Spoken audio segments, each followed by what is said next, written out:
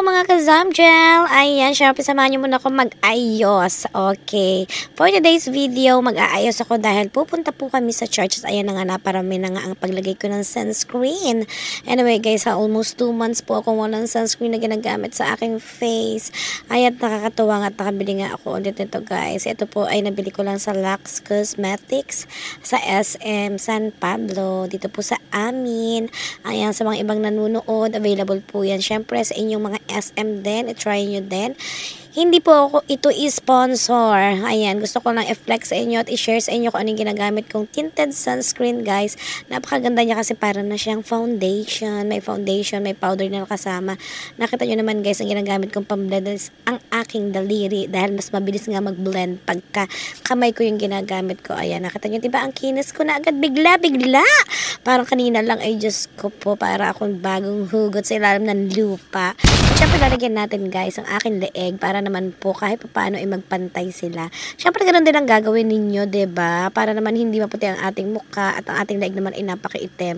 Pero yun na akong paghanapan dahil nga morena po talaga ako. Siyempre, mga ka-Zamgel, nagpabudol na rin ako nitong kanilang lip tint, guys. Sobrang ganda, as in one dip lang talaga at napaka-affordable. Just ko yung last time ko na pagbili ng ganito, guys. Umabot siya ng 2 months at hanggang ngayon nga inakailian siya, may laman pa rin siya. Ginamit niya kasi yun ng JS niya, binigay ko na sa kanya. Nakita nyo naman, diba guys, nakaka-fresh lang. At maglalagay na nga ako ng magic lip gloss. Syempre, yan lang naman ang ginagamit ko sa aking face. Syempre, para naman magmukha tayong rosy cheeks, diba? Pero alam nyo, in fairness, guys, talagang as in aabot yan kahit matapos na ang church. Hanggang sa makauwi ako, nandiyan pa rin yan sa aking mga pisngi. Sanay talaga ako, guys, na nagbo-blush on. Simple-simple lang naman talaga yung pag-aayos na gagawin ko ngayon. Kasi nga, syempre sa church naman tayo pupunta, hindi naman tayo rarampa or hakada, diba? Anyway, ganyan lang guys, meron akong talagang gamit na meron mga pansimple, meron din akong gamit na naka-separate naman kung halimbawa, kailangan ko mag-heavy makeup or kailangan light makeup lang, ganon. Wow. Pero kung mga lalabas lang tayo, tama na yung mga light at ayan na nga, nag-press powder na rin ako para nga magpantay siya at para naman hindi siya malagkit guys. Anyway, hindi po ito talaga malagkit yung sunscreen na to. Pero, syempre napakainit ang panahon ngayon guys, diba? Summer na. Diyos ko po, summer na, hindi pa rin kami nakakapag-swimming. Pero okay lang guys. Mas okay naman sa akin hindi kami makapag-swimming kasi naman pag uwi namin, mas malaki pa yung gastos namin sa hospital kesa sa pinag-swimmingan namin guys. Last time kasi guys, last na mahal na araw is nag-check-in kami sa isang hotel na sa isang resort. Okay, ayan na nga guys. Sobrang nag-enjoy nga si Samira, but then pagkalabas namin doon sa aming resort na pinuntahan guys, Diyos ko, sa hospital ang tuloy namin, kaya okay na yan, na ganyan-ganyan na lang. At may binili din akong ganito guys, parang sa TikTok ko ata binili ito, pang eyeshadow nga siya. So nilagyan ko lang yan ng mga makinang-kinang ng kauntian yung mga sulok-sulok ng aking pagmumukha para naman kahit papano mukha naman tayong bloomy. Ayan na nga guys, habang ako ay nag-aayos, ay syempre si Chinchin tuloy ang pag-blower ng aking buhok. Salamat sa iyo kapatid! At ayan, naglalagay na nga ako ng eyeliner dito sa aking under eye para kahit papano naman is buhay na buhay ang aking mata. At ayan na nga, niloko ko nga si Chinchin. O diba, napakabait na bata, kaya lang medyo may pagkabongols minsan talaga.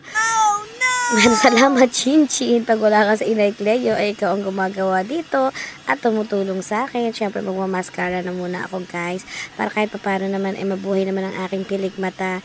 Hindi na nga ako nagpapa-eyelash extension kasi nga guys, nahihirapan ako maghilamos. Buti pa ito kahit paano, pag tinanggal ko na mamaya pag naghilamos ako is malinis na ulit ang aking mata. Uulitin ko nga sa inyo mga ka-Zamgel, baptized po ako ng Church of Christ at hindi po ako purely Catholic guys. Pero sumisimba din po ako sa Catholic.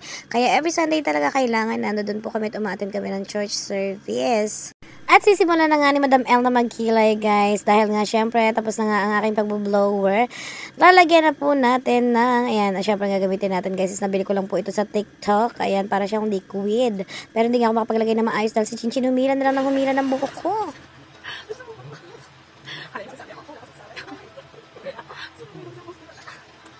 Kala nyo naman, may sinasabi ako doon, walay. Nag-i-imagine lang ako magsalita. Mag-isa.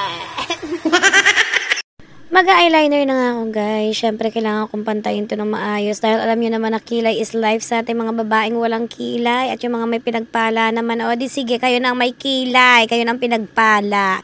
Pero kami talaga ay ewan nga ba namin kung bakit napakaninipis ng aming mga buhok. Diyos ko po. Lagi na lang kailangan mag-eyeliner pag lalabas ng bahay. At nahirapan na nga akong humarap sa camera. Kaya dito na lang ako tumingin sa salamin. O diba, bayok-yok na ako dito. At nakita nyo naman, diba, ganyan lang siya. At ito na guys, tapos na. Sino ka dyan? Diba, sinong mama mo? Wow!